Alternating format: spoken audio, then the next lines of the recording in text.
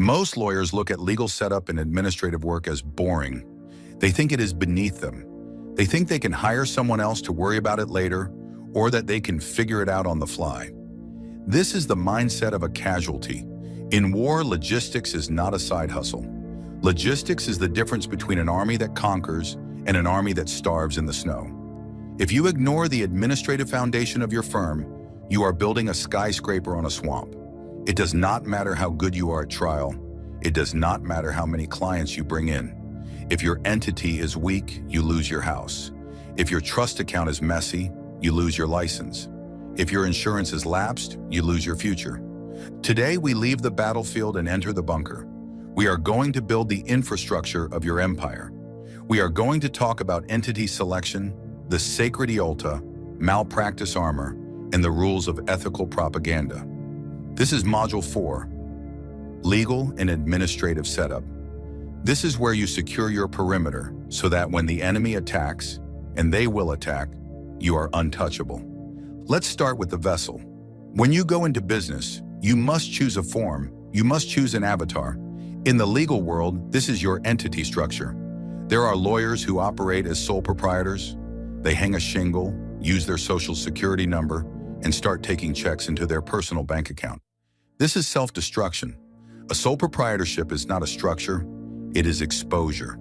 In a sole proprietorship, there is no separation between you and the business. You and the business are the same organism. If the business gets sued, you get sued. If the business goes bankrupt, you go bankrupt. Your house, your car, your personal savings, your children's college fund, everything is on the table. You are walking into a firefight naked. The warlord chooses protection. The warlord chooses the PLLC, the Professional Limited Liability Company. In some states, it is a PC, Professional Corporation. The name changes, but the function is the same. It is a shield. The PLLC creates a legal fiction. It creates a separate person in the eyes of the law. This person, the entity, can own property, sign contracts, and, most importantly, be sued. If a client slips and falls in your office, they sue the entity, not you. If a vendor claims you breached a contract for a photocopier lease, they go after the entity's assets, not your personal bank account. This is the corporate veil. It is the wall between your war and your home. But a wall is only as strong as its maintenance. You cannot just file the paperwork with the Secretary of State and forget it. You must respect the separate existence of the entity. This is where the amateur fails. They treat the business account like a personal piggy bank. If you use the business bank account to buy your groceries, pay your personal mortgage, or buy movie tickets, you are piercing the veil. You are telling the world that the entity is a sham. You are admitting that there is no separation. And if a judge decides the entity is a sham, the wall comes down. The enemy pours in. You must treat the entity with religious reverence. It has its own money. It has its own debts. It is not you. It is your armor. You draw a salary from it, or you take a formal distribution, but you never swipe the company card for a personal expense. Discipline creates the shield. Beyond liability, there is the strategy of resources, taxes. The government is a predator that takes a percentage of your kill. If you are sloppy, they take 40% or more. If you are strategic, they take significantly less. As a default PLLC, you are taxed as a sole proprietor. You pay self-employment tax on every dollar of profit. This is inefficient. This is bleeding out before the battle even begins. The warlord elects S-Corp status. The S-Corp election is a tactical maneuver. It allows you to split your income into salary and distribution. You pay self-employment tax only on the salary, not the distribution. By simply filing one form, Form 2553, you can save $10,000 to $15,000 a year in taxes once your revenue hits a certain threshold. That is a war chest. That is your marketing budget for the year. That is the cost of your best software. That is survival. Do not let the IRS eat your margins because you were too lazy to file a form. Once the entity is born, it needs a name. This is not just a label, it is your flag. Most lawyers name the firm after themselves. The Law Office of John Smith. This is ego. It is weak. It tells the market nothing. It says, I am a generic lawyer. It also makes the firm unsellable. You cannot sell John Smith to a buyer when John Smith retires. The buyer doesn't want to be John Smith. The art of war approach is to name the firm based on the mission or the market. Apex litigation, Guardian family law, Victory tax defense. These names signal intent. They signal power. They describe the outcome the client desires. They are assets that can be transferred, sold, and scaled. When you name your firm, you are not naming a job for yourself. You are naming a product. Once you have the name, you must register it. You need an EIN, an employer identification number. This is the social security number for your entity. Do not use your personal SSN for business. Never give your personal SSN to a client or a vendor. That is a security breach waiting to happen. The EIN identifies the combatant. It allows you to open bank accounts, hire mercenaries, your employees and contractors, and file tax returns. It legitimizes the entity. Without an EIN, you are just a person with a hobby. With an EIN, you are an institution. Now we must talk about the armor. In this profession, you will make mistakes. It is a mathematical certainty. You are human, you will be tired, you will be stressed, you will miss a deadline by one day. You will misread a statute that was amended last week. You will send an email to the wrong person. When this happens, the client will attack. They will not care about your intentions. They will sue you for malpractice. If you are unprotected, a single mistake can wipe you out. It can destroy everything you have built. You need malpractice insurance. In the industry, it is called LPL, Lawyers' Professional Liability. Do not be cheap with your armor. Many young lawyers say, I can't afford insurance yet. I'll get it when I have more clients. This is the logic of a fool. You need insurance most when you are new, because that is when you are inexperienced. That is when you are most likely to screw up. That is when you are most vulnerable. There are two types of policies, claims made and occurrence. You must understand the difference or you will be exposed. Most LPL policies are claims made. This means the policy must be active when the claim is made against you, not just when the mistake happened. If you commit an error in 2024, but the client sues you in 2026, you must have insurance in 2026 to be covered. If you retire or switch carriers and you don't buy tail coverage, you are naked for all your past acts. You could be sued for something you did 5 years ago, and if your policy isn't active, you are paying out of pocket. Buying insurance is not admitting weakness, it is buying freedom. When you have coverage, you can practice without fear. You can take calculated risks. You know that if the worst happens, the carrier will step in with a defense team and a checkbook. It allows you to sleep at night. An arrested warlord is a dangerous warlord. This brings us to the third rail of the legal profession, the one mistake that you cannot survive. The mistake that kills more careers than incompetence, alcoholism, or drug addiction combined. The trust account. The IOLTA, interest on lawyers' trust accounts. Money is the blood of business, but in law, there are two types of blood. There is your money and there is client money. They are chemically different. They are explosive if mixed. When a client gives you a retainer, that money is not yours. You have not earned it yet. You are merely holding it. You are a bank. You must deposit that money into a special, state-regulated trust account. The cardinal sin is commingling. This means mixing your money with client money. If you take a $5,000 retainer and put it into your operating account to pay rent because cash flow is tight, you have committed theft.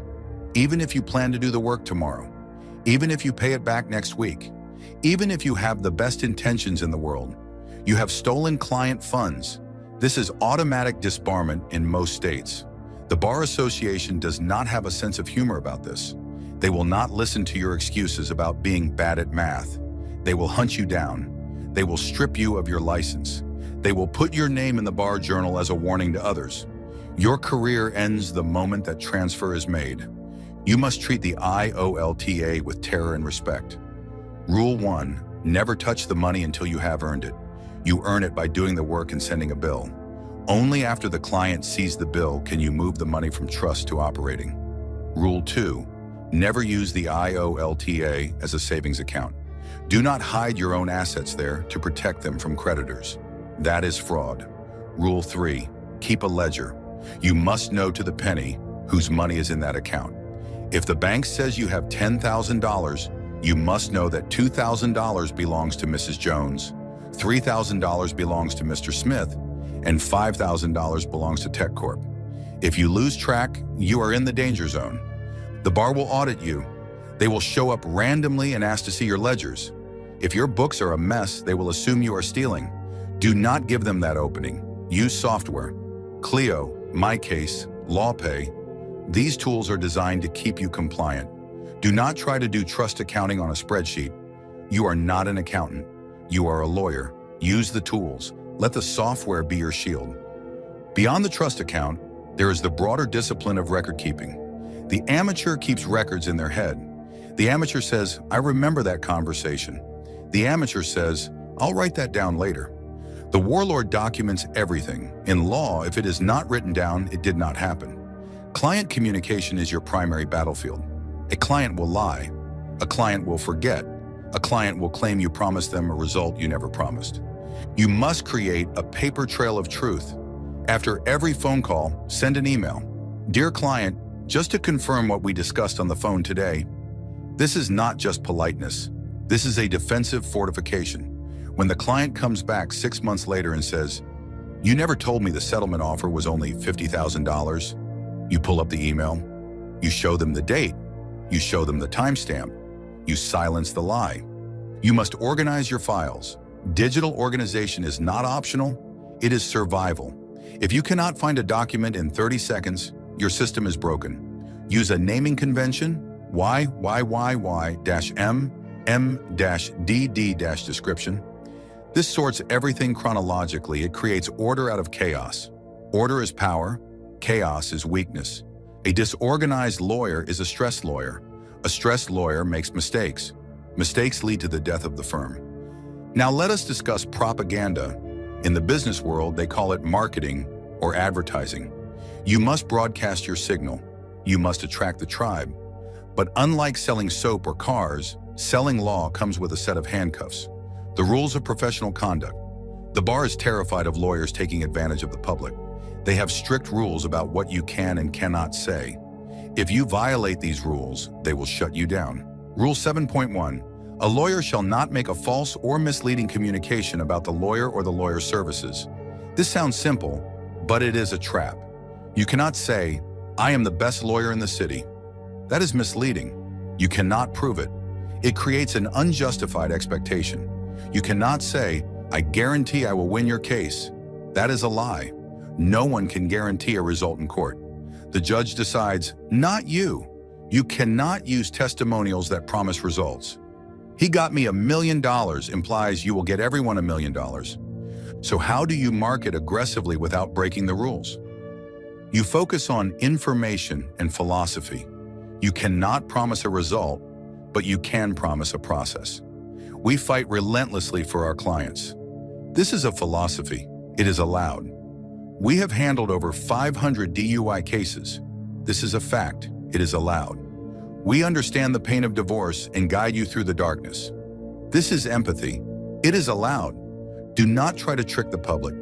Do not use bait and switch tactics. The bar has spies. Your competitors are spies. If you run a shady ad, another lawyer will report you. Lawyers love to report other lawyers. It eliminates the competition. Be bold, but be truthful. Your reputation is your currency. If the market perceives you as a liar before they even hire you, you have already lost. The solo practice toolkit provided by your state bar is not suggestion. It is a map.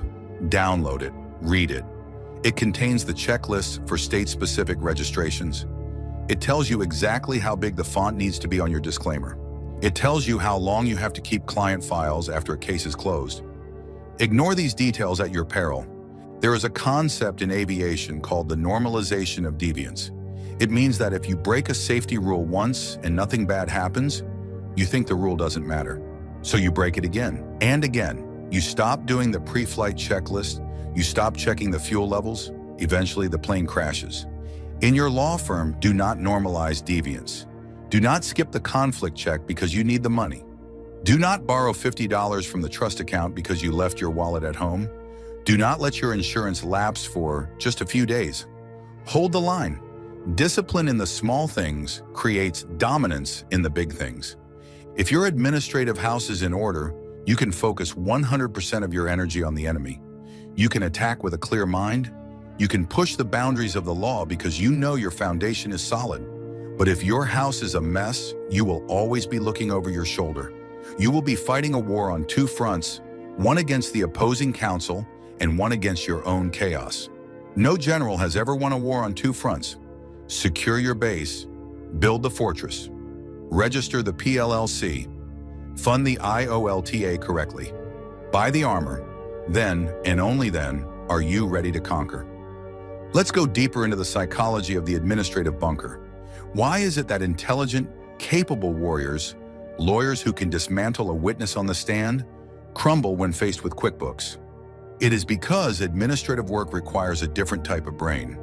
The warrior brain craves dopamine. It craves the conflict, the win, the immediate feedback of the battle. Administrative work is slow. It is silent. There is no applause for reconciling your bank statement. There is no adrenaline rush in filing your annual report. But you must understand that the boring work is the fuel for the exciting work. You cannot fire the cannon if you did not order the gunpowder. You cannot siege the castle if you did not feed the horses. The warlord embraces the boredom. The warlord sees the spreadsheet not as a chore, but as a weapon map. When you look at your financials, you are not just looking at numbers. You are looking at your ammunition levels. You are looking at your supply lines. When you set up your PLLC, you are not just filing a form, you are birthing a soldier. This entity is your proxy. It goes into the dangerous places so you don't have to. It takes the arrows. It takes the hits. If you respect it, it will protect you. If you neglect it, if you leave it weak and undercapitalized, it will fall and the arrows will hit you. Consider the operating agreement. This is the constitution of your entity. If you are a solo practitioner, you might think you don't need one. I'm the only owner, you say. Who am I agreeing with? You are agreeing with the law. You are proving that this is a legitimate business. And if you ever bring on a partner, or if you die and your spouse has to deal with the firm, the operating agreement is the rule book. Without it, you are subject to the default rules of the state, which are rarely in your favor. Draft the agreement. Define the rules of your own kingdom. Let's return to the concept of the paper trail of truth. This extends to your engagement letters. The engagement letter is the most important contract you will ever sign. It defines the scope of the war. It tells the client exactly what you are doing, and more importantly, what you are not doing. The amateur lawyer operates on a handshake. The amateur says, "I'll take care of your case." What does that mean? Does it mean the trial, the appeal, the retrial, the collection of the judgment? If you don't define it, the client assumes it means everything forever. And when you try to withdraw after the trial, they will sue you for abandonment. The warlord defines the borders. I am hired to represent you in the superior court proceedings only. Any appeal requires a new agreement and a new fee. This is a boundary. This prevents scope creep. Scope creep is the silent killer of profitability. It is when a flat fee case turns into a lifetime commitment. Your engagement letter is your treaty. It sets the terms of engagement. Make it airtight. Now let's talk about the physical security of your firm. In the modern age, your files are not in a cabinet, they are in the cloud. This means your fortress is digital. You have an ethical duty to protect client confidentiality. If your email gets hacked because your password was password 123, you have breached that duty. You have exposed your client's secrets. You need two-factor authentication on everything. Your email, your practice management software, your bank. 2FA is the moat around your castle. It stops the barbarians who have stolen your key. You need encryption. You need to understand where your data lives. Is it on a server in your closet? Or is it on a secure AWS server protected by $1 billion company? The warlord does not leave the gate unlocked. The warlord understands that data is gold. If you lose your client's data, you lose their trust. And in this business, trust is the only thing you have to sell. Let's expand on the bus factor. We touched on this in previous modules, but in the context of legal setup, it is critical. What happens if you get hit by a bus tomorrow? Who has the passwords? Who has access to the trust account? Who knows where the calendar is? If the answer is no one, you are irresponsible. You are leaving your clients stranded on a sinking ship. You need a succession plan. You need a designated assisting attorney. This is another lawyer who agrees to step in, close down your practice, or transfer your files if you are incapacitated. This is not morbid, it is professional. It is the ultimate act of responsibility. It tells the world that you care about your mission more than you care about your own life. You have built a system that survives you. Ethical advertising requires a deep understanding of human psychology. You cannot promise results, so what do you promise? You promise strength. You promise clarity. You promise relief. When a potential client is looking for a lawyer, they are usually in a state of fear. They have been arrested. They are being sued. Their marriage is falling apart. Their brain is flooded with cortisol. They are not looking for a legal scholar. They are looking for a protector. Your advertising should signal, I am the one who stands between you and the chaos. We take the weight off your shoulders. We handle the fight so you can handle your life. We know the terrain. These are powerful messages. They speak to the primal need for safety, and they are completely ethical. They do not promise a specific outcome. They promise a specific posture, the posture of the defender. Be careful with social media. The informal nature of Twitter or TikTok can lull you into complacency. You might make a joke about a judge. You might complain about a difficult client, even without naming them. Remember, the internet is forever. The Bar Association is watching. Your future clients are watching. Every tweet, every video, every post is a brick in your reputation. Is it a brick of gold or a brick of mud? The warlord is disciplined in speech. The warlord does not whine on Facebook. The warlord does not get into petty arguments in the comments section. The warlord projects strength and competence at all times. If you are unsure if a post is ethical, apply the New York Times rule. If this post appeared on the front page of the New York Times tomorrow, would you be proud? Would you be ashamed? Would you be disbarred? If there is any doubt, delete it. Silence is better than self-destruction.